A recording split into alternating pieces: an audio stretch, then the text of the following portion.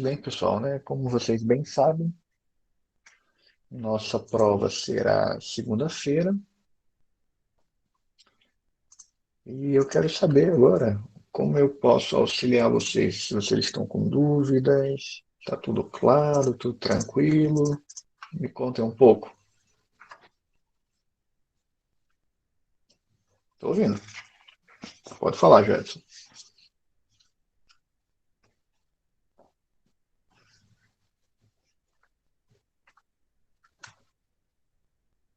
Quem vai começar, Robson? Certo. Qual a dúvida?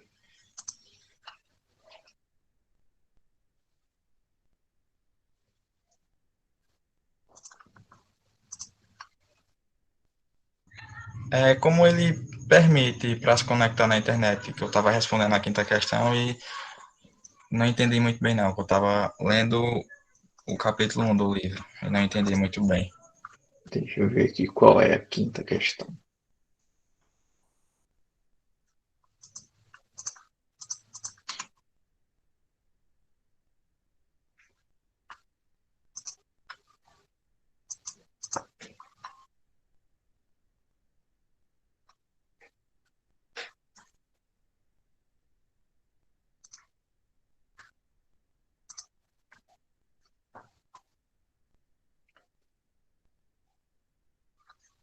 Certo.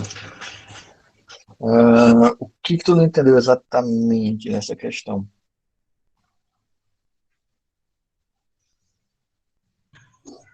Assim, eu não entendi como ele se conecta mesmo, tá entendendo, professor? Não, a resposta é simples.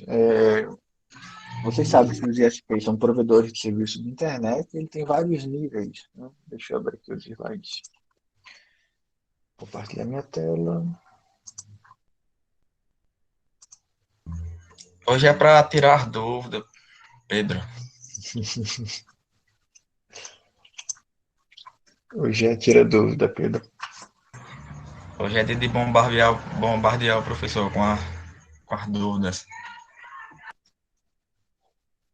Veja só, Joedson.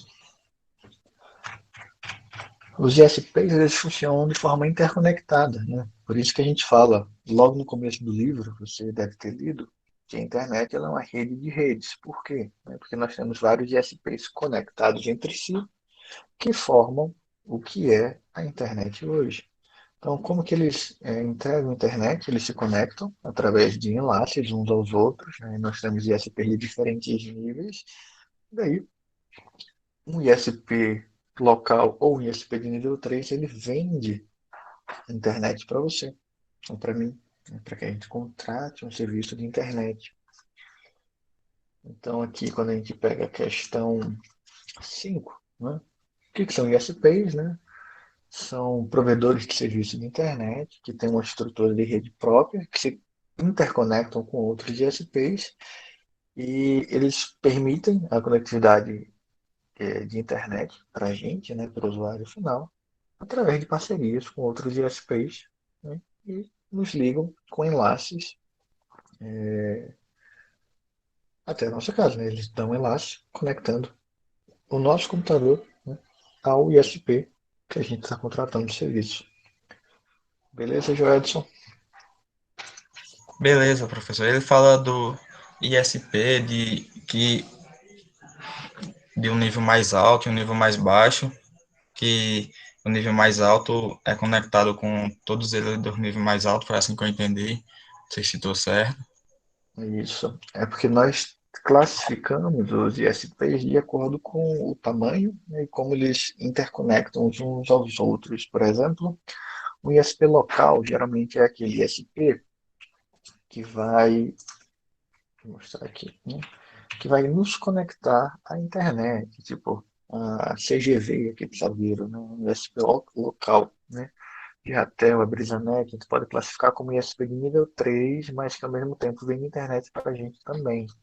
Mas tem ISPs, como o ISP de nível 1, que ele não vende internet para a gente. Ele não dá a internet para a gente se conectar dentro de casa. Ele não vai puxar um cabo de fibra ótica para vender internet para você ou para mim. Ele ganha dinheiro. Qual é o modelo de negócio dele? Ele ganha dinheiro conectando outros ISPs que pagam para ele o tráfego que passa por ele. Assim, então ele não só conecta, né? Um ISP com outro, né? No caso. Isso, exatamente. E daí ele ganha dinheiro de acordo com a quantidade de tráfego que passa por ele. Tá? Agora melhorou, deu clarear mais. Obrigado aí, professor. Dá a vez para o aluno agora. Tudo bem. As diferenças entre os atrasos, tá, Kelvin? Tá um pouco genérico, assim, né, porque nós temos assim, 4 atrasos, né? Tu não consegue entender nenhum deles, porque a gente tem o atraso de enfileiramento ou fila, mesma coisa, o atraso de fila, o atraso de processamento, o de propagação de transmissão. Então, assim, tenta formular a tua pergunta, assim, para ver se é um atraso específico, porque se a gente for falar dos 4, aí a gente vai pegar, assim, um bom tempo da aula. Tá? Magno, tua pergunta foi sobre o DP, tá bom? Então, deixa eu tentar responder. Primeiro, a gente tem que entender o seguinte, tá? Deixa eu voltar para cá.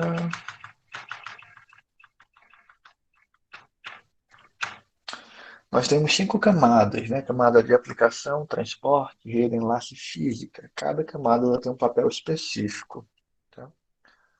Certo? Que a gente chega já já no de propagação.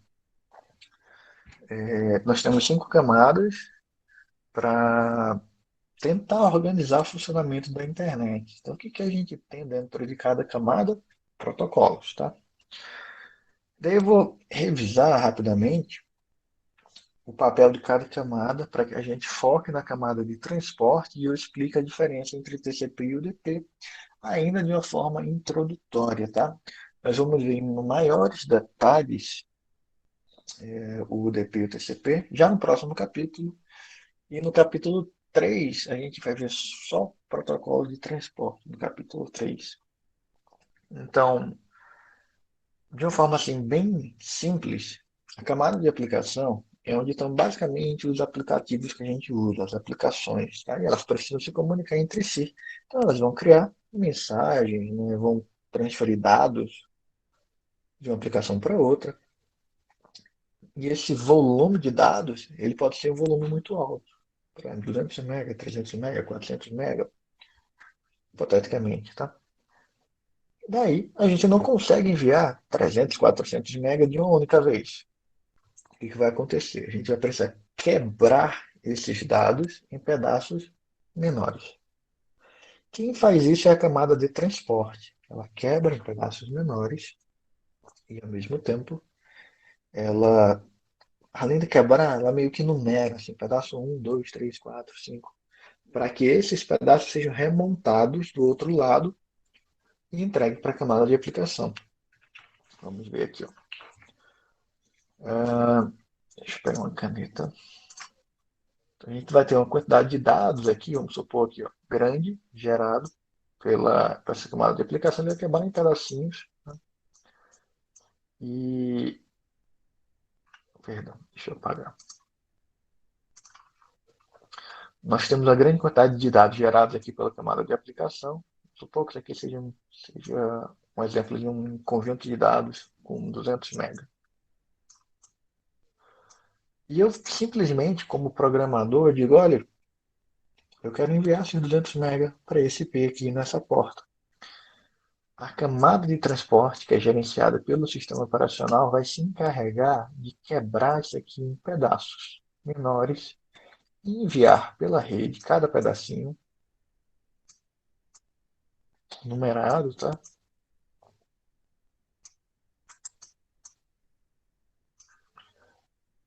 Para que no destino, quando esses pedacinhos forem chegando, essa camada de transporte aqui do outro lado pega, coloca tudo na ordem, remonta esse pacote original que tem 200 MB aqui e entrega para a aplicação aqui desse lado. Seria mais ou menos dessa forma que a camada de transporte funciona, tá? Por que eu estou falando da camada de transporte? Porque o TCP e o UDP são protocolos da camada de transporte. E qual é a diferença entre os dois? Né? Imagine o seguinte, né? Lembra aquele exemplo da carta? Que eu falei, tem uma carta que a gente vai escrever para mandar no correio, etc. Né? Acho que Magno caiu, que foi quem perguntou. Mas continuando, né? Pode ser a dúvida de outra pessoa. Continuando, a gente pode escolher um dos dois quando a gente está enviando um conjunto de dados, ou DP ou TCP. Pegando aquele exemplo da carta, né, do correio, eu tenho uma carta muito grande que não dá para ser enviada de uma única vez. Então, a gente chama uma pessoa que vai ficar responsável por quebrar em pedacinhos menores, e colocar lá pedaço 1, 2, 3, 4 para enviar pelo correio. Aí você tem dois serviços que vocês podem contratar. Vocês podem mandar pelo correio sem confirmação de entrega, isso é um serviço que o correio oferece. Ou vocês podem mandar a carta de vocês sem confirmação de entrega. Você espera que o correio entregue, se não entregar, você perdeu a carta. Mais ou menos isso que acontece com o TCP e o DP. O TCP, ele, além de quebrar, ele oferece alguns serviços a mais. O TCP ele vai oferecer confiabilidade, ele vai oferecer. Tudo bem, Joelson. Tudo bem. Né? Ah, sim, professor, o Magno enviou uma mensagem para mim agora, a conexão dele caiu. Tudo bem. Tranquilo. Então, voltando, nós temos dois protocolos da camada de transporte, TCP e UDP. Um oferece alguns serviços adicionais. Né? O UDP ele basicamente não oferece nenhum serviço, além de quebrar os três pacotes e enviar pela camada de rede subsequente. Né? Já o TCP ele vai se preocupar em estabelecer uma conexão e apertar, opa, do outro lado aí, posso enviar os dados? Ele pergunta antes, né? A gente chama isso de estabelecer uma conexão. Ele pergunta antes se pode estabelecer uma conexão. Ele oferece confiabilidade. Se o pacote não chegou, ele retransmite, né, os dados. Então, a diferença básica para o TCP e para o DP é que o TCP, basicamente, eles têm alguns serviços adicionais. O principal deles é confiabilidade, retransmitir pacotes que foram perdidos. Ou seja, quando a gente manda um e-mail, quando a gente faz um download, né, de um arquivo, quando a gente vai assistir um filme, a gente usa o TCP. Por quê? Porque ele oferece confiabilidade. Se eu perder um pacote, ele retransmite. Quando que a gente usa o DP? Em casos bem específicos, por exemplo, streaming de voz. Agora a gente provavelmente está utilizando o DP. Por quê? Se vocês perderem uma parte da minha voz, não adianta ficar repetindo, transmitindo atrasado. Não dá para retransmitir um pacote que você perdeu para você ouvir atrasado quando você está numa ligação em tempo real. Então, em algumas situações, é válido usar o DP. Mas na maioria delas, nós vamos utilizar o TCP. Beleza? Tranquilo? Alguma dúvida? Posso responder, Kelvin, sobre o atraso de propagação? Pode sim. Beleza. Então, Kelvin, é o seguinte: nós temos quatro atrasos, tá? Deixa eu voltar aqui.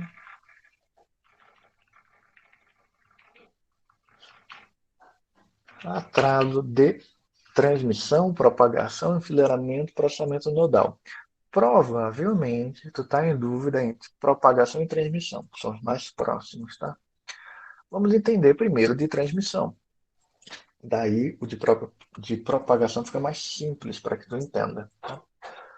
O atraso de transmissão, ele é baseado na quantidade de dados que tu quer enviar e a tua velocidade.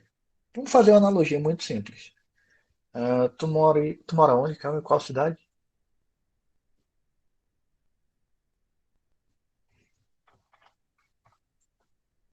Cabrobó.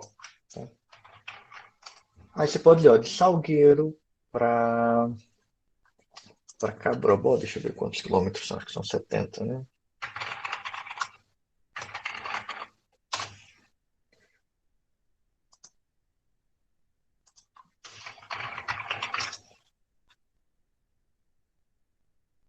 Isso, exatamente. 70 quilômetros.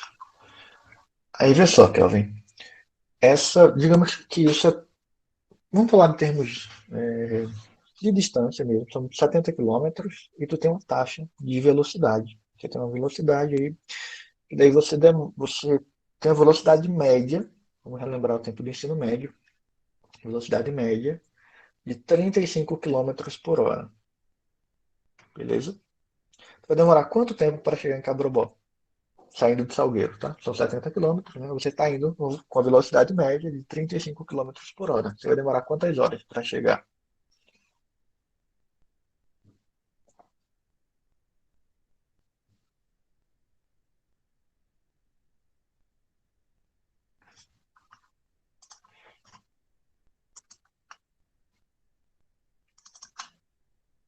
2 horas. Perfeito, Pedro. Né? Entendeu o que eu queria dizer, Kelvin? Né? Você tem 70 quilômetros, você está na velocidade média 35 quilômetros por hora, você vai demorar 2 horas para chegar. Entendeu esse exemplo? Se você vai a 70 quilômetros por hora, que essa é a tua taxa, né, a tua velocidade, você vai chegar em 1 hora. Beleza?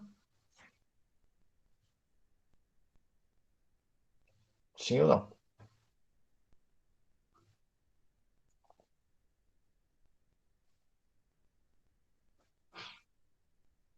Beleza. Por que, que eu estou dando esse exemplo bem simples, tá? Porque isso é atraso de transmissão. Quanto mais distante, vamos supor que tu mantém a tua velocidade, né? Mais vai demorar. Isso é atraso de transmissão.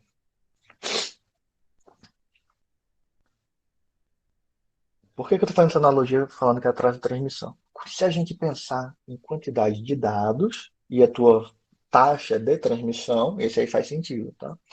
Seria mais ou menos o seguinte. Ah, a minha taxa de transmissão, vamos supor, é 10 megas, e eu quero transmitir 200. Né? Então você vai fazer uma divisão aí, 200 dividido pela tua taxa de 10 megabits por segundo, e daí tu vai ter o teu atraso de transmissão. O de propagação, a gente pode pegar o mesmo exemplo. Né? O que é o atraso de propagação? É o tempo que um bit ele demora para se propagar de um ponto ao outro, um ponto físico. Ele é mais ou menos como se a gente pensa no cobre, seria um elétron, o tempo que um elétron demora para se propagar de um ponto ao outro.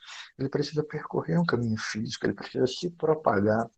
Quando a gente fala de fibra ótica, é o tempo que um feixe de luz demora para se propagar de uma fibra, né, de uma ponta até a outra. Se a gente fala de um cano com água, que é o exemplo que eu peguei na aula anterior, quando a gente viu atrasos, é o tempo que uma gota de água demora para se propagar de um cano, né, da ponta de um cano até o final. E isso vai depender o que? Da distância. Né? Então, fazendo uma analogia, quando a gente pega o atraso de transmissão, depende de quantos dados tu quer enviar e da tua velocidade de transmissão. Quanto maior essa quantidade de dados, mais tempo tu vai demorar para transmitir. Quando a gente fala de atraso de propagação, a analogia é semelhante, mas veja que aí realmente a gente está falando da distância física, porque você tem um tempo específico que você demora para percorrer de uma ponta à outra. Às vezes a gente gera muita dúvida, e aí eu pego o exemplo do cano com água, vou relembrá-lo aqui novamente, para que vocês entendam o seguinte. Quando a gente tem um cano que transmite 10 litros de água por segundo, essa é a velocidade de transmissão do cano. Se eu quero transportar 100 litros de água, e meu cano ele transmite 10 litros de água por segundo, isso vai demorar 10 segundos. Mas, se eu estou ligando uma cidade, é diferente de eu estar ligando um cano no bairro, ou uma casa na outra, porque a distância é bem menor. Então, essa primeira gota de água que vai sair de uma ponta a outra, ela vai chegar mais rápido. A professor, a taxa de transmissão vai diminuir? Não. Quando começar a chegar água, veja só, é essa sacada que eu quero que vocês tenham. Quando começar a chegar água, ela vai chegar a uma vazão de 10 litros de água por segundo. Ela só vai demorar um pouco mais a chegar. Sabe quando você abre uma mangueira? Você já abriu uma mangueira, botou na torneira e ligou a mangueira? Quando você abre a torneira, não demora alguns segundos para começar a sair água Sim, é pela o tempo mangueira? que a água demora para percorrer Se toda a propagar. mangueira, né? Isso, é o tempo que ela Exatamente. demora para se propagar. Mas quando ela começa a sair a água, ela sai com aquela vazão que ela está entrando, que é a tua taxa de transmissão. Então, demorou um pouquinho para chegar, mas quando a água chega, ela chega com a vazão que ela consegue dar digamos, pelo teu enlace, que no caso é a mangueira, daí ele vai chegar com aquela taxa, sei lá, 10 litros de água por segundo. Então, se tu aumenta a mangueira de tamanho, a taxa de transmissão é a mesma. Tu não vai transmitir menos, né? Mas ela vai demorar mais para se propagar. Em resumo, o atraso de propagação está muito ligado à distância. Quanto mais distante, esse primeiro bit, né, essa primeira partícula vai demorar para se propagar mais.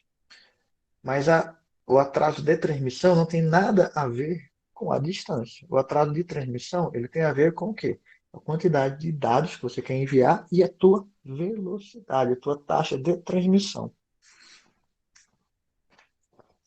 Se a gente fizesse uma analogia com o carro, novamente, talvez não tenha sido uma analogia tão boa, mas vamos tentar melhorar ela.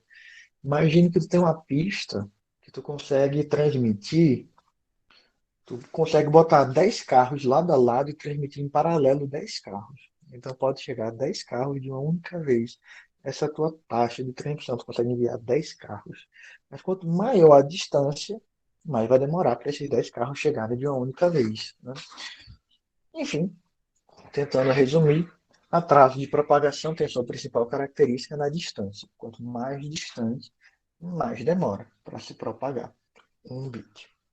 Atraso de transmissão é uma relação entre quantidade de dados e tua taxa de transmissão. Deu para entender um pouco melhor, Kelvin?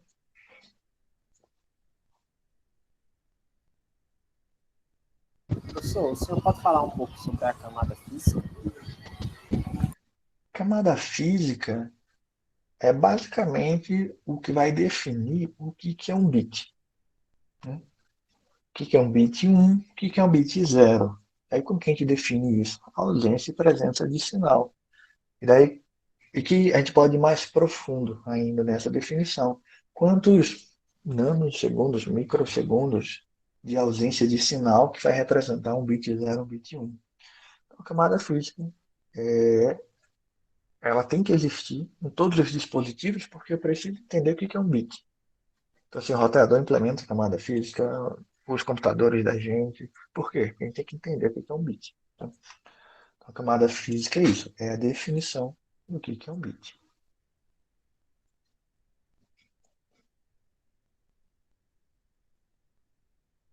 Tá certo. Próxima pergunta.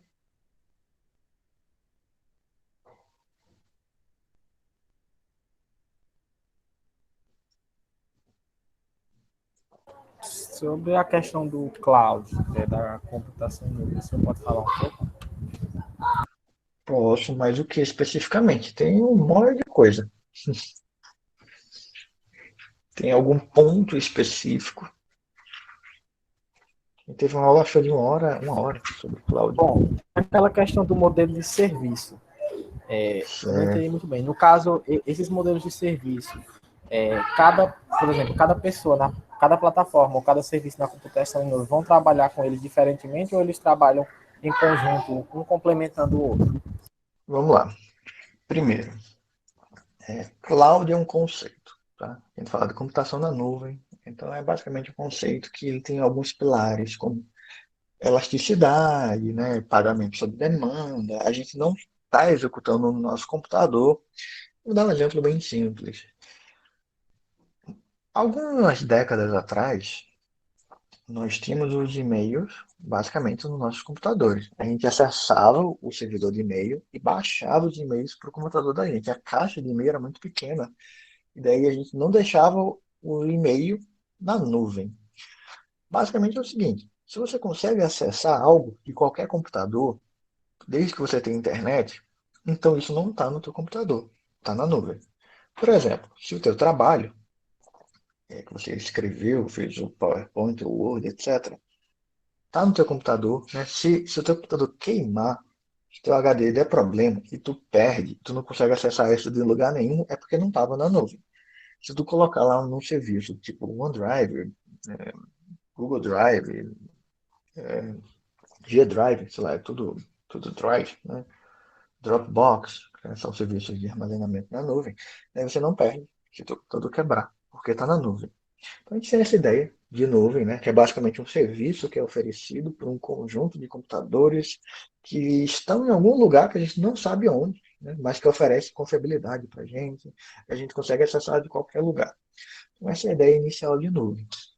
Para a gente explicar melhor alguns serviços que existem, que são ofertados, né, que a gente chama de, de computação na nuvem, né, que está na nuvem, a gente tenta explicar de acordo com o que é ofertado, digamos assim, de acordo com o nível. Né? Por exemplo, nós temos a tríade, né, a base tradicional da nuvem, do software como serviço, plataforma como serviço e infraestrutura como serviço. Né? IaaS, Infrastructure as a Service, plataforma como serviço, né? Platform as a Service e Software as a Service, né? Software como serviço. Então, eu vou escrever aqui no chat, né? Que foi essa tua pergunta, SSAS, PAS e IaaS. Software como serviço, plataforma como serviço, infraestrutura como serviço. Tem como a gente ainda adicionar alguns outros serviços? Tem, né? Tem pessoal que diz assim,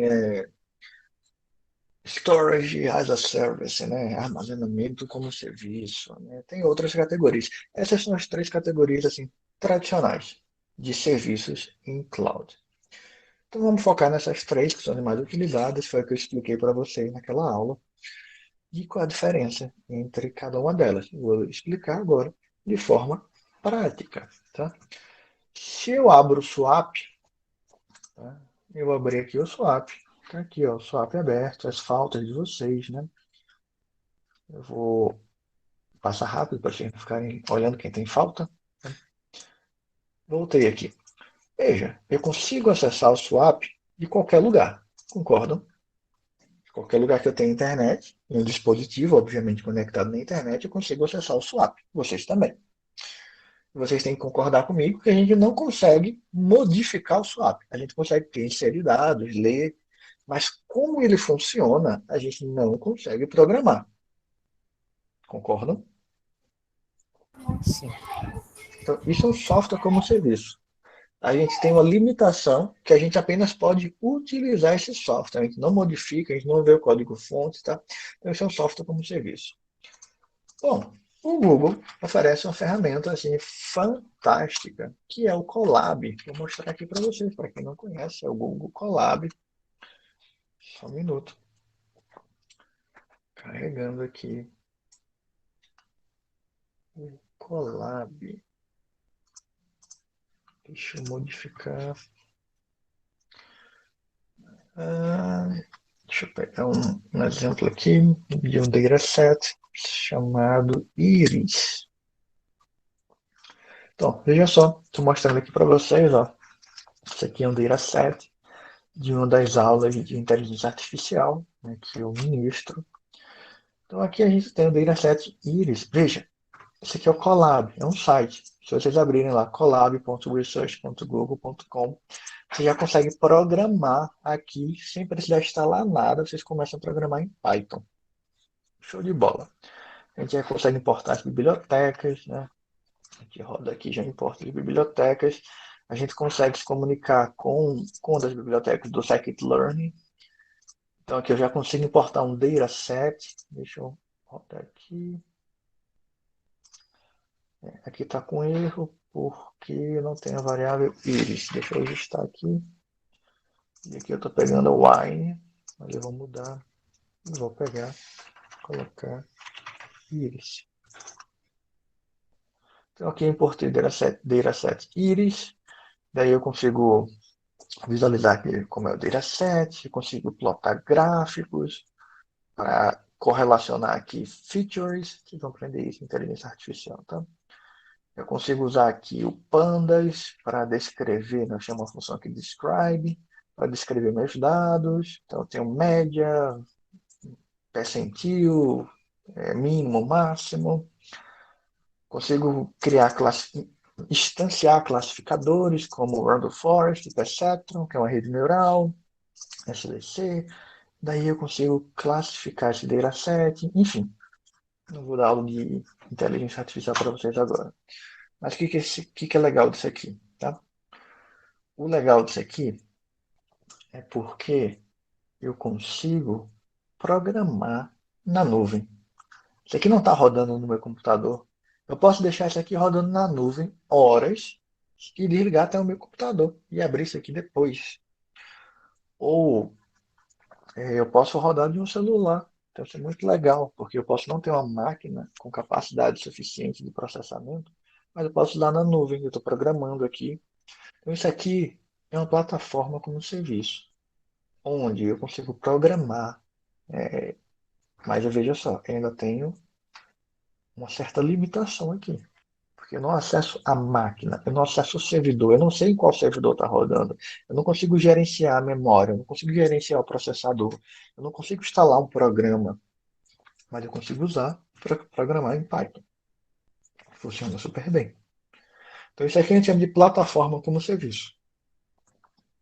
Porque eu consigo programar, eu consigo desenvolver um sistema, mas ainda não tenho acesso à máquina. Tá? Não tenho acesso à máquina física.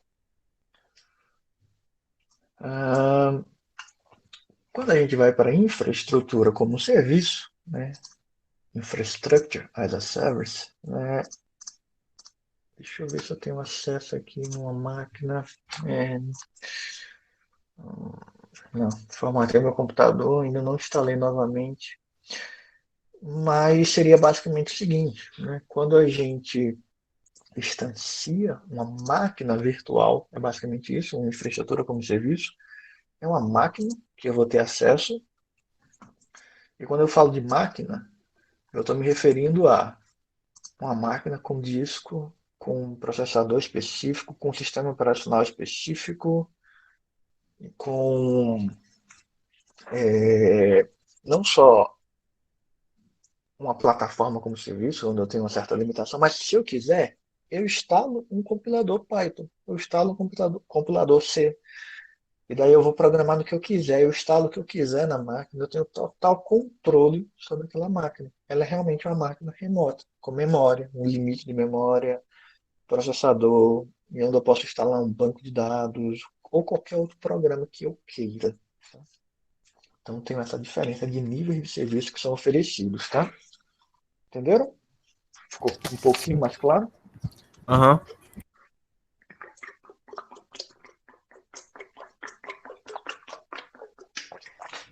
Peraí, deixa eu ver a próxima pergunta aqui.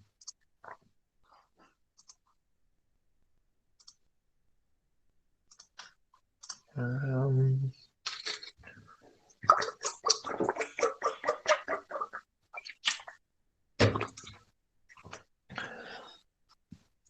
tá. DSL é basicamente Digital Subscribe Line, né? É uma linha que lhe dá internet que é através da rede de telefonia. Essa tecnologia, ela se popularizou anos atrás, tá? Não é mais comum a gente utilizar, porque ela tem um certo limite que ela consegue entregar de velocidade. Basicamente, a gente usa a rede de telefonia com a divisão de frequência, a modulação por frequência, para dividir a rede de telefone, teu telefone, e a tua internet, para que elas não se misturem. Ela é diferente da comunicação de escada. Geralmente ela é vendida com o nome de ADSL. Vamos pegar aqui um exemplo. Vocês vão ver que geralmente quem oferece esse serviço ADSL é uma rede de telefonia. A mais comum no Brasil inteiro é a Oi, que agora está mudando para Febra, mas era a Oi que vendia esse serviço.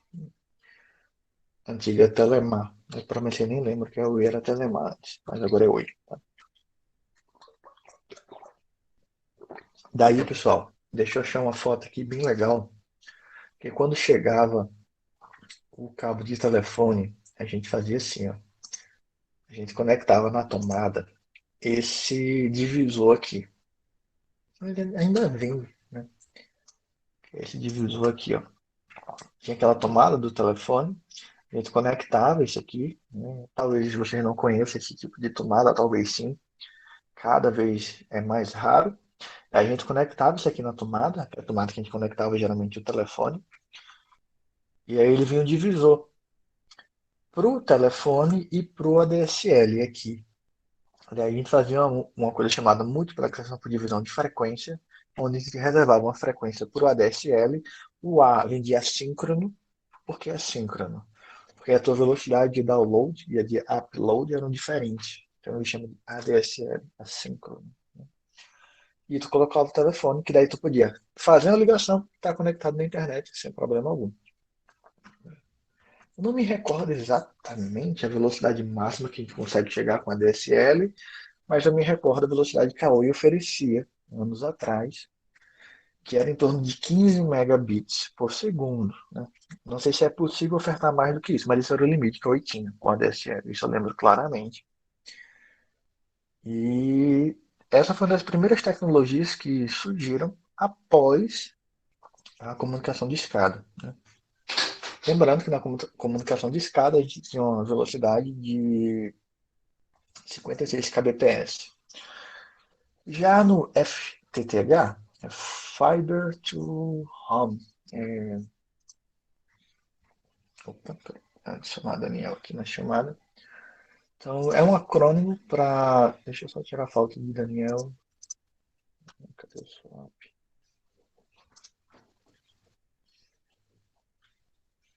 Tá, já estava assim. Então, é Fiber to the Home. Tá? Esse é um acrônimo. Significa fibra em casa. Por exemplo, é um modelo da Oi. Hoje, deixa eu botar aqui Oi, fibra.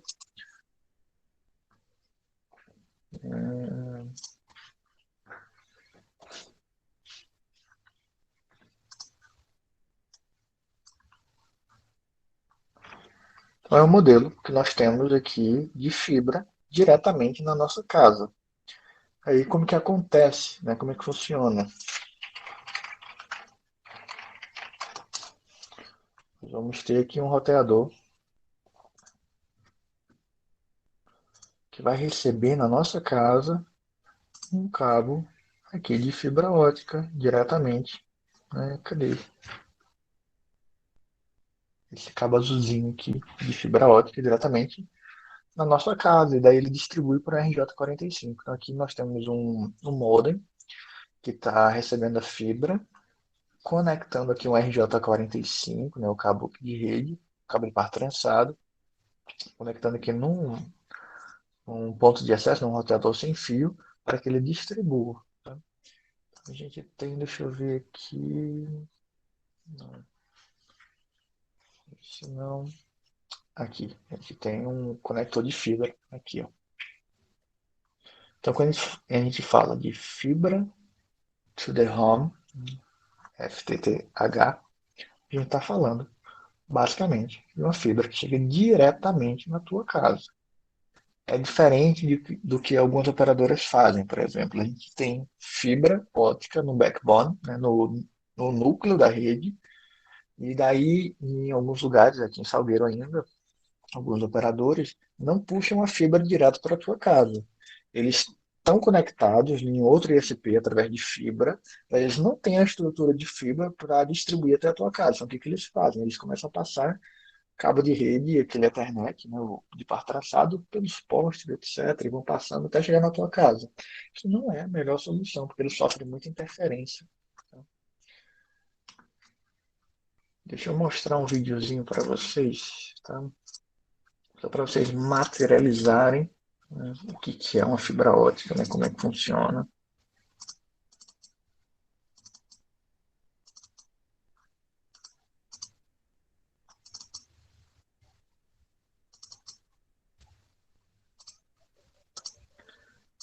eu só encontrar esse vídeo aqui.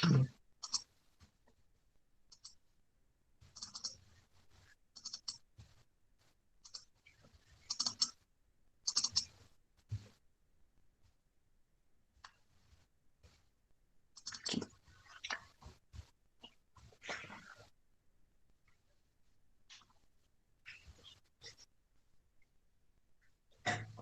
Encontrei. Deixa eu abrir aqui o vídeo para vocês, tá? Vai estar sem som, né? Porque eu tô compartilhando aqui o vídeo pelo meu Media Player. Ih, deu pau. Espera.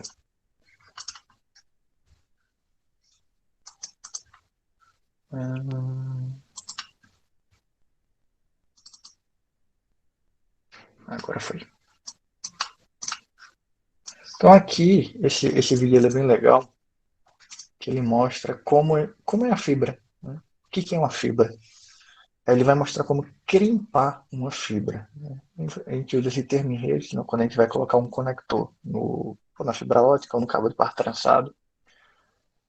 Aí é legal que ele vai mostrar aqui, ó, a fibra ela vem, nesse exemplo aqui, ela está com dois pedaços, ele separou para usar só um. Então, ele vai tirar a proteção da fibra, vocês vão ver um duto de vidro, tá? Que ele é flexível, mas não totalmente, né? Ele não consegue fazer 90 graus. Aqui é fibra, é vidro, tá vendo? Que passa luz por ela. Já já olha, Ricardo, só um minuto. Aí ele vai, daqui a pouco, inserir o conector de fibra, ele vai cortar agora o excesso.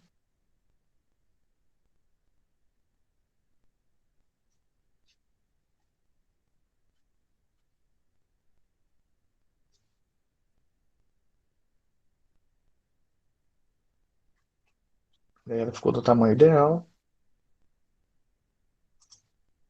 Vai limpar a fibra, né? Eu vou adiantar só um pouquinho aqui, tá, pessoal? Ele vai conectar agora a fibra no conector. Esse aqui é o conector já montado, tá? Que é esse conector que chega direto na nossa casa e permite que a gente tenha fibra diretamente dentro de casa num roteadorzinho.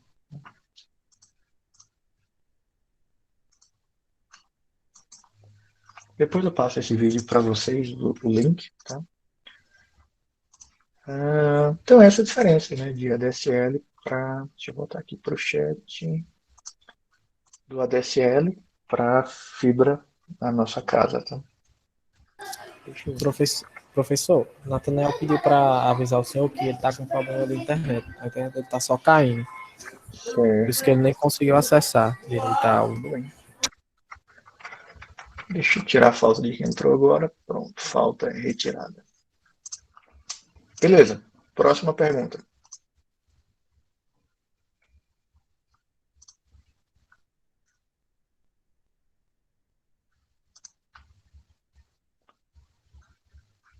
Ricaele e Daniel já estão sem falta, tá? Próxima pergunta. Qual o sentido da vida? Por aí vai demorar para responder essa aí. Ninguém?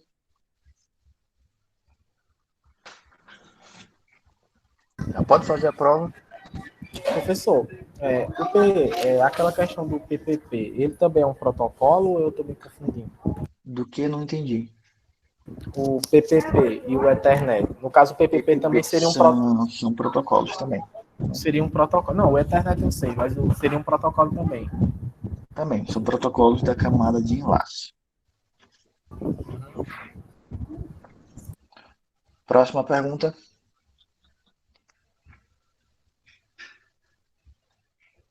Então tá tranquilo demais. Posso caprichar na prova, tá todo mundo sabendo tudo? Peraí, calma. Vai devagar.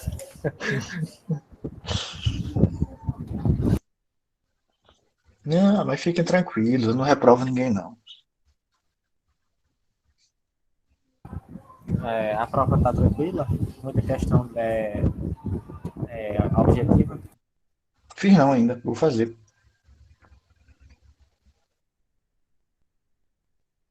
Não, eu não reprovo ninguém. Vocês que se reprovam, né? Vocês que estudam, vocês que fazem a prova. Eu só faço corrigir.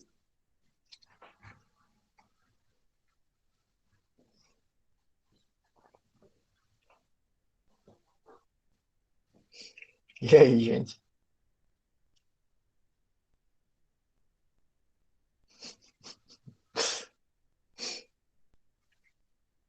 Mais perguntas?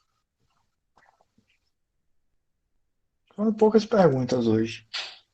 Sei que vocês vêm perguntar mais. Tô vendo que vocês não estudaram ainda. Eu já estudei. Só mais uma dúvida assim. A questão do cabeçalho, ele seria tipo um complemento na questão do envio, né? Quando ele vai passando de roteador para roteador na rede. Seria basicamente informações complementares? Boa pergunta, né? Esse é um conceito que geralmente é difícil da gente entender no começo, tá?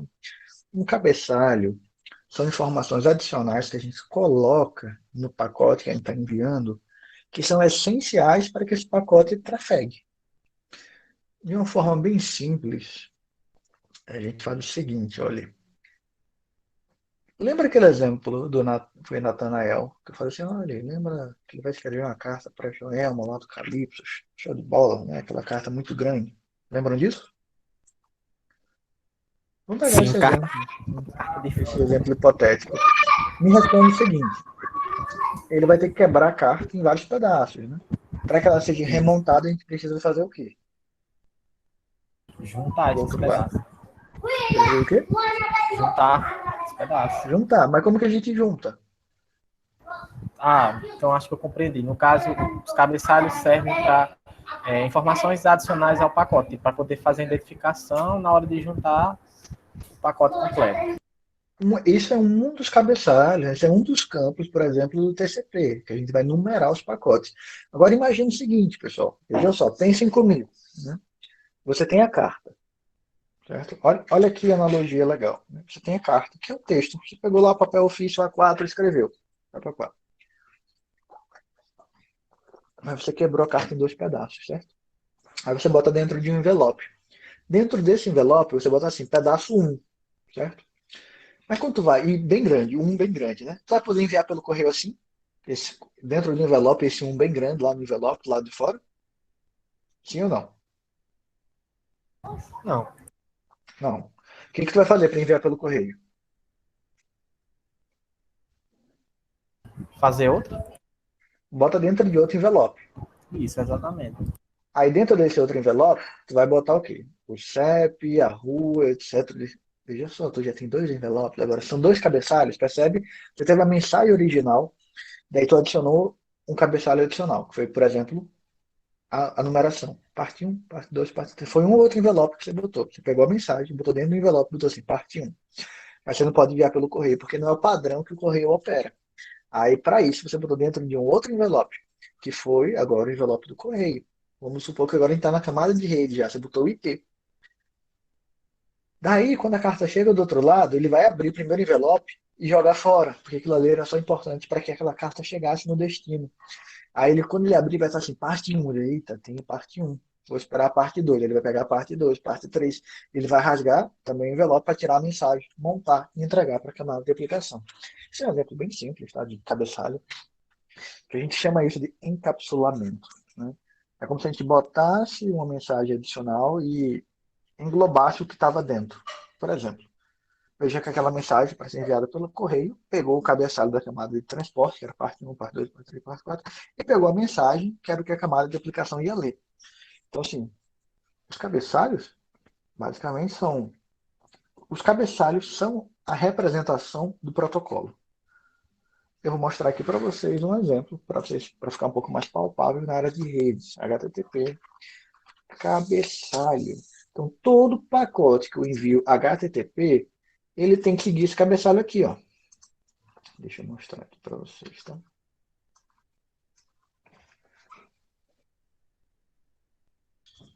Então, todo pacote que eu envio HTTP, ele tem que seguir esse cabeçalho. Ele vai dizer a versão do protocolo que eu estou utilizando, o, Não, perdão, aqui do IPv4. Todo.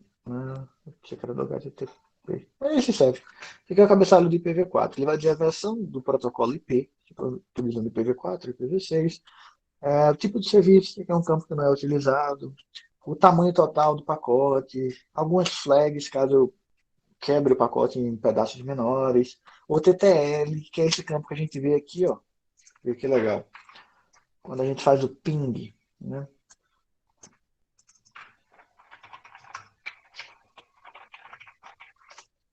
A gente tem aqui o TTL, que é o Time to Live, que é um campo que está aqui definido no protocolo do IPv4. Está aqui, ó, TTL. Então, o cabeçalho é uma representação do protocolo. Na verdade, é um esqueleto das mensagens, né, do formato das mensagens que define o que é um protocolo. Ah, o cabeçalho TCP, está aqui. Cabeçalho TCP. Deixa eu abrir aqui. Basicamente, tipo, todas as informações que vêm daquele determinado pacote vão estar, né, no cabeçalho. Cabeçalho TCP. Porta de origem, porta de destino, número de sequência, Então, nós vamos estudar esses cabeçalhos futuramente, nos próximos capítulos, né? Para entender como é que funciona o protocolo TCP, por que ele tem esse campo aqui, tá? Então, o cabeçalho, ele é o esqueleto, né, que define o que dá para mandar de mensagem, de um protocolo, como que essa mensagem funciona. É isso. Ficou um pouquinho mais claro o que é um cabeçalho? Ficou, professor, ficou sim. Por isso que a gente tem essa animação aqui no final. Ó. Tem a mensagem, daí a gente adiciona o cabeçalho da camada de transporte, depois a gente adiciona o cabeçalho da camada de rede, de enlace, daí a gente envia. O roteador aqui, ele só analisa o cabeçalho da camada de rede e de enlace. Ele não quer saber o cabeçalho, por exemplo, da camada de transporte. Né? Para ele isso aqui é indiferente. Né? Ele não quer saber. Beleza? Beleza. No caso, quando o pacote chega ao destino, ele já chega sem nenhum cabeçalho. Isso, a gente vai removendo os cabeçalhos, né? Ficando só com o de aplicação, que é o último, né? Para até entregar a mensagem. Né? Pedro, tem que comprimir para poder enviar. Bom, Pedro, essa é uma pergunta boa, mas acaba complicando um pouquinho o entendimento de vocês. Sim, dá para comprimir. Né? Alguns protocolos da camada de aplicação mais novos, como o HTTP 2.0, perdão, HTTP 3, né? HTTP 3, acho que o HTTP 2.0 e o 3.0 ele permite compressão. Então você pode enviar um dado comprimido. Mas por default, o pessoal não utiliza compressão, tá? Comutação por circuito. Vamos lá. O que é a comutação por circuito? Quando a gente fala, primeiro, né? A gente fala de comutação quando a gente está falando do núcleo da rede, quando a gente está falando de roteadores, porque essa é uma forma de entregar pacotes, a gente vai comutar esses pacotes na rede. Então a gente faz uma divisão entre comutação por circuito e comutação por pacote. Tá? Comutação por circuito é como funciona a rede de telefonia. Comutação por pacote, como funciona a internet. Se a gente fosse fazer uma distinção rápida, de uma maneira simples, a comutação por circuito ela tem uma grande diferença para a comutação por pacote, porque ela reserva recurso. Ela oferece uma boa qualidade de serviço, porque você está reservando recurso. Em contrapartida, você tem um número limitado de usuários que podem Reduzido. utilizar aquela rede. Né? Se você chegar no limite, acabou. Você não consegue aceitar mais usuários. Já a computação por pacote, você consegue atender um número maior de usuários.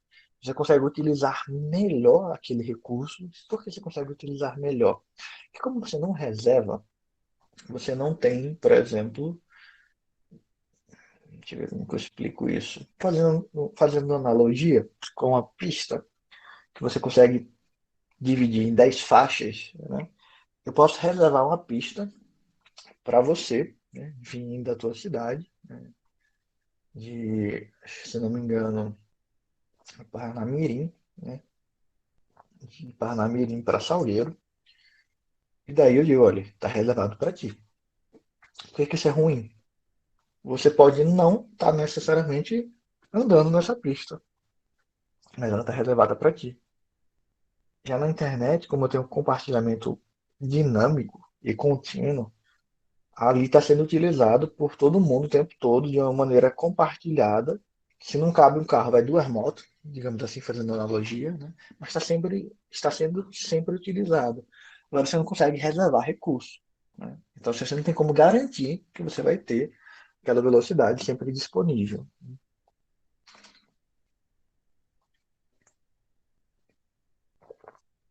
O que especificamente sobre estrutura da rede, Pedro? Tranquilo, Ericles.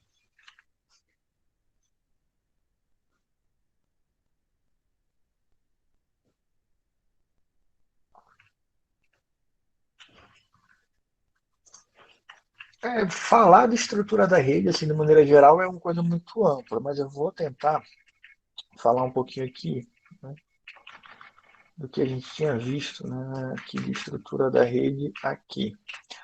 Quando a gente definiu esse termo estrutura da rede, a gente estava falando basicamente de ISPs, né, ISP nível 1, nível 2, nível 3, mas é um termo assim muito genérico, estrutura da rede. Quando a gente usa esse termo estrutura da rede, basicamente a gente está falando da internet, tá? Que a internet ela é composta por vários ISPs, né, interconectados entre si. Então, o que eu estou querendo dizer para vocês aqui é que a gente tem a Tel, a CGV, a Brisa, mas em algum momento essa rede ela precisa ser conectada junto da Sprint, que é um outro ISP lá nos Estados Unidos, que se conecta a um outro ISP, e assim sucessivamente tem um ponto de conexão para que a gente possa dizer que a gente está na internet. Se a Sprint, que tem essa estrutura aqui gigantesca dos Estados Unidos, decide se isolar e oferecer conectividade apenas dentro dos Estados Unidos, ela não estaria na internet. Tá?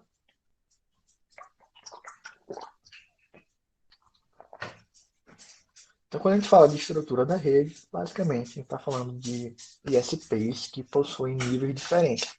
O que caracteriza o nível 1, 2, 3? Espera aí, deixa eu chamar a atenção da minha cachorra aqui, que ela está querendo cavar um buraco. Vem cá. Acho que você deve estar ouvindo aí um futucado no chão. Ela está querendo cavar aqui. Vem cá.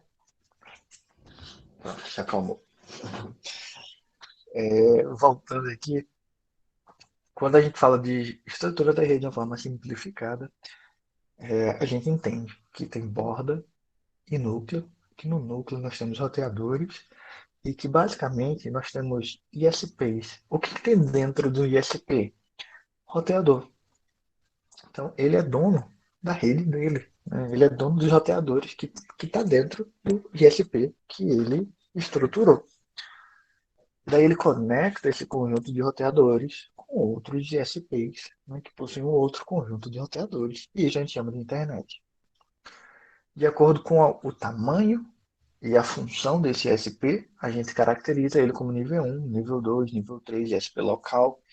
Basicamente, quando a gente está recebendo internet na nossa casa, a gente está recebendo do que a gente chama de um ISP local ou de um nível 3. Tá? A pessoa em nível 2 faz o quê? Conecta o nível 3 e o nível 1. Basicamente isso. Ele ganha dinheiro conectando ISPs. Beleza, Pedro?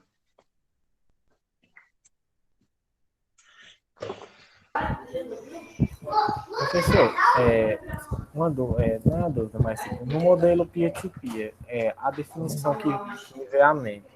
No caso, tipo assim, ele não tem um servidor dedicado. Então, no caso, é a questão de quantos mais usuários conectados buscando aquele mesmo conteúdo, maior vai ser a sua velocidade de taxa de transmissão. Ou eu estou errado? um pouco errado. Vamos lá, melhorar isso. Não é assim, quanto mais usuários procurando, que ele vai aumentar a velocidade. Não, não é bem assim. Quanto mais usuários com aquele arquivo disponível, aí provavelmente tu vai ter uma velocidade mais alta. Por quê? A resposta é bem simples. Como eu vou me conectar a vários usuários de forma simultânea para transferir, então se eu tenho muita gente para baixar que tem uma velocidade boa, eu provavelmente vou baixar de forma rápida.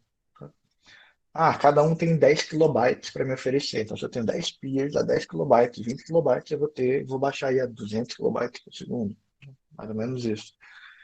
Então, não é assim, quanto mais gente procurando necessariamente que eu vou baixar mais rápido.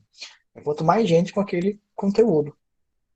Eu posso ter agora, por exemplo, se um monte de gente começar a querer baixar o Titanic, sei lá, tô chutando, tá? Provavelmente poucos peers devem ter o Titanic, que é um filme bem antigo, né? De 97, se não me falha a memória. Então, um filme aí que tem seus, ok, aí 25 anos, praticamente. Não, calma. 24 anos, né? Seus 24 anos, talvez você não ache. Mas eu posso dizer assim, olha, vai ter agora 100 mil pessoas procurando Titanic para baixar. Isso vai aumentar a velocidade? Não. Mas daí, se elas começarem a baixar o Titanic assim, de forma completa, o filme inteiro, e começarem a compartilhar uma com as outras, talvez fique bem rápido, né? É por isso que quando sai um seriado, um programa, assim, que o pessoal geralmente tem no computador, e está baixando freneticamente, tem muita gente interessada, aí já tem muita gente com aquele arquivo disponível, e daí baixa mais rápido. Em resumo, toda vez que tu baixa alguma coisa no torrent, e tá lá na tua pasta do torrent, de download do torrent, tu tá compartilhando aquilo ali com o mundo inteiro. Então tu tá sendo um servidor naquele momento, fazendo upload daqueles dados que estão salvos no teu computador. Ah, professor, então se eu não estiver fazendo nada, só porque eu liguei o torrent, eu vou estar compartilhando tudo que está na pasta lá de download do torrent? É, exatamente. E daí ele vai estar fazendo upload sem eu saber? É exatamente isso mesmo.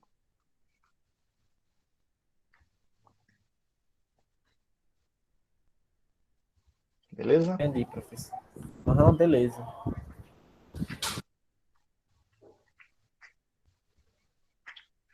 Quem mais?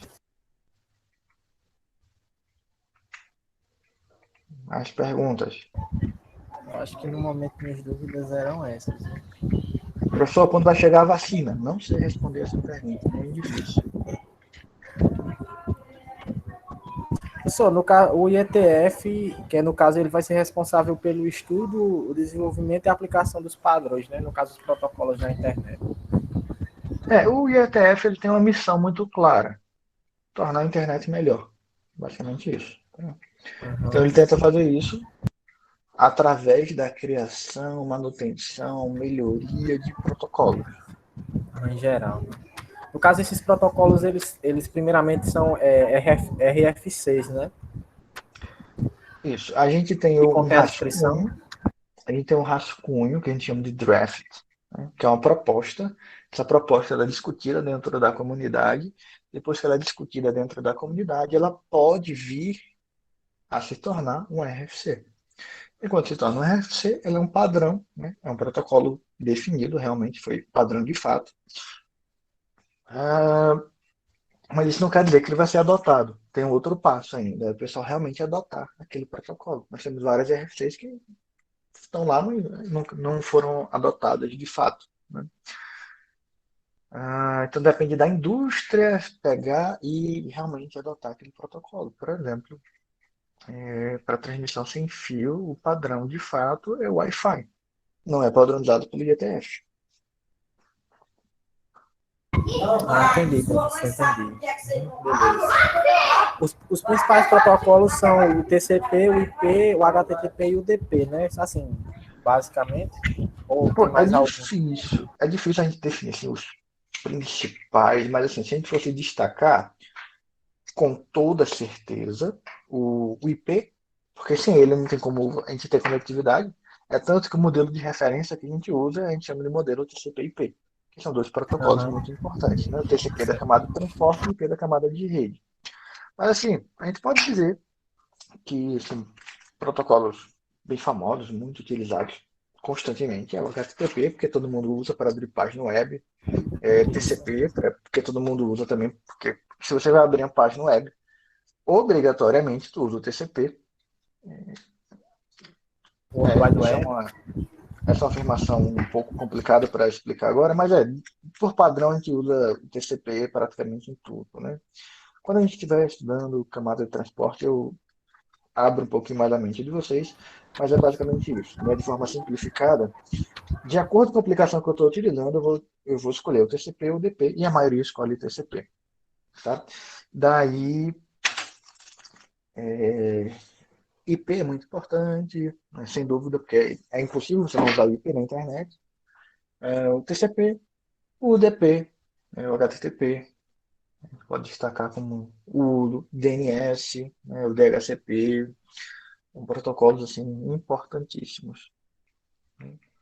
Também, o www não sei se a gente pode chamar como um protocolo, né, que é o World Wide Web.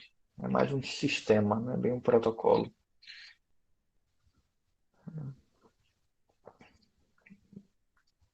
Beleza, pessoal? Temos 10 minutos. 11 para ser exato. Beleza. Neutralidade eu sei o que é. Tá. Mais alguma dúvida? Mais alguma dúvida? Professor, o que vai cair na prova? Questões. De onde? Do Kuroda, lá. Capítulo 1.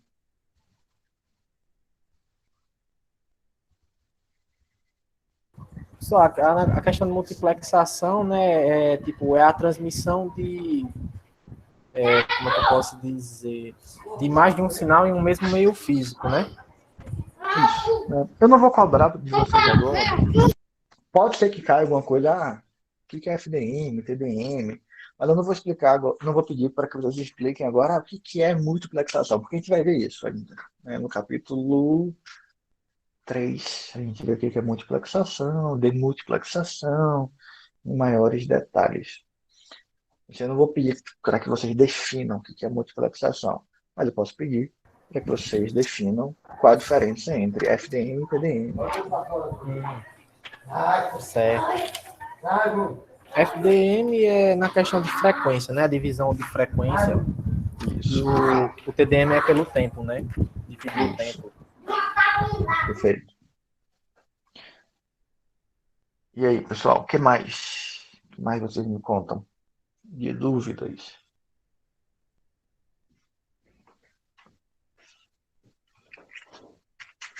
Tava pensando Nove, numa aqui que fugiu a mente. 9 minutos. Olha, o relógio está batendo aí. 9 minutos. Sim, professor. A questão do modelo ISO-ORSIN, ele diferencia do TCP/IP porque é adicionado mais duas camadas a ele, né? Que é a de Isso. sessão e a de apresentação. Apresentação. Mas no caso do TCP... Peraí, William, quer não, agora não, obrigado. Mas no caso, o TCP/IP, ele é na camada de aplicação, essas duas se encontram, né? Tipo, elas já estão na camada de aplicação, né? Qual? A de apresentação. Isso, a apresentação e sessão, quando a gente usa o modelo de Isso, referência sessão. TCP/IP, eles estão inclusos tudo na aplicação. É Aham. porque esse modelo, ele basicamente ele vai tentar explicar os protocolos que estão executando ali. Então, assim, eles não modificam nada. Na verdade, é só uma classificação em camadas. Então, assim, o modelo TCP/IP vai tentar explicar como a internet funciona em 5 camadas, e o modelo ISO-OSI vai tentar explicar como a internet funciona, ou outras redes, em 7 camadas. A diferença é que, como o modelo TCP/IP tem menos camadas, ele comprime a aplicação, a apresentação e inserção numa camada só. Tá? Entendi. A questão das 5 camadas, eu pensei que era só 4, porque quando eu estava estudando pela apostila, lá só falava de 4 camadas. Isso, né? Originalmente, quando o modelo TCP/IP ele surgiu, ele tem 4 camadas, né? E daí a gente tem várias referências para esse modelo de 4 camadas, né? Aplicação, transporte, interredes, host-rede, por exemplo, é um dos exemplos. Ou aplicação, transporte, rede, host-rede, né? A gente vai encontrar várias referências para essas 4 camadas. Vou mostrar aqui para vocês. Mas era porque, tipo, a de enlace e a física eram juntas, né? Eram na mesma. Isso, né? A gente encontra aqui, ó, esse modelo, né, com host rede, internet, transporte e aplicação. A gente encontra esse outro modelo, onde o pessoal coloca aplicação, transporte, rede e acesso à rede. Então, originalmente, o TCP ele surgiu com 4 camadas, né? O Curioso, que é o livro que a gente adota, ele fala logo no capítulo 1 que ele vai utilizar de forma didática 5 camadas. Aplicação, transporte e enlace física. Pode ser que caia alguma questão, pode ser que vocês encontrem no concurso futuramente, falando no modelo de referência TCP/IP com 4 camadas. Mas o Kurose, ele vai mostrar para vocês aqui o modelo de referência TCP/IP com 5 camadas. Aplicação, transporte, rede, enlace e física. Então, se cair na prova, explique ou defina ou cite as 4 camadas do modelo TCP/IP. Aí vocês vão botar 4. Você falar, explique e defina. É um exemplo, tá, gente? As 5 camadas do modelo TCP/IP. Aí vocês vão botar aplicação, transporte e enlace físico. Vão botar 5. Tá? Só lembrando, tá? Eu não fiz a prova ainda, tá? Eu vou fazer. Vou elaborar. Dicas, são dicas. Porque eu elaboro uma prova diferente para cada turma, né? Que a ministra sempre modifica alguma coisa, bota uma questão nova. As dicas Beleza? aí, ó. Tá lançando as dicas, ó. Pegou quem pegou. Dicas. Quando for questão de marcar, ou é letra A, B, C, D ou E. É uma dessas, com toda certeza. Quando for questão aberta, aí você vai ter que escrever, te vira. Você pode Nossa. chutar. Outra dica, você pode chutar, né?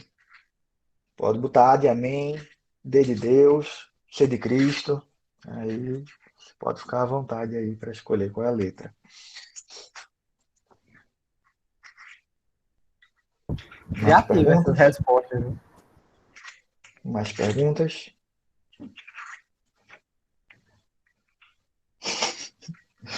Tá bom, não garanto que vai estar certo, mas você tem aí 20, 25% de chance. Depende de quantas alternativas tem.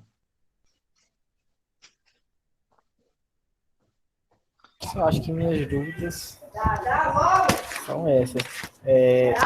A borda, elas são os próprios computadores, né, que estão conectados à rede, os próprios dispositivos. Isso, exatamente. São os E o usuários núcleo, finais. e o núcleo é a questão do meio, né, para o envio de dados e tudo mais. É um núcleo basicamente composto por roteadores.